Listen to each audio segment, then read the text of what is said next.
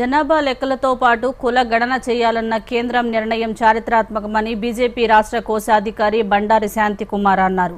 మహబూబ్ నగర్లోని బీజేపీ కార్యాలయంలో దూరదర్శన్ ప్రతినిధితో శాంతికుమార్ ప్రత్యేకంగా మాట్లాడారు. కేంద్రం తీసుకున్న ఈ నిర్ణయంతో దేశవ్యాప్తంగా ప్రజలకు ప్రయోజనాలు కలగబోతున్నాయని అభిప్రాయపడ్డారు.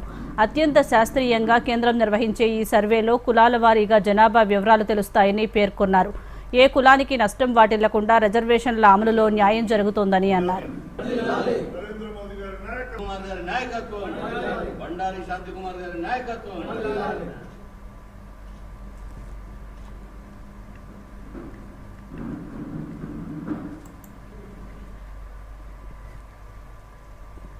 కేంద్ర ప్రభుత్వం తీసుకున్న మంత్రివర్గ నిర్ణయం జనగణనలో కులగణన ఒక చారిత్రాత్మకమైన నిర్ణయం. దానివల్ల మన సమాజంలోని అసమానతలు తొలగించడానికి పెద్ద మెట్టు. ఎందుకంటే కులగణన వల్ల రిజర్వేషన్లు మహిళలకు కానీ, ఎస్సీ ఎస్టీలకు కానీ, బీసీలకు కానీ న్యాయం చేకూర్చేదానికి ఇదొక నాంది.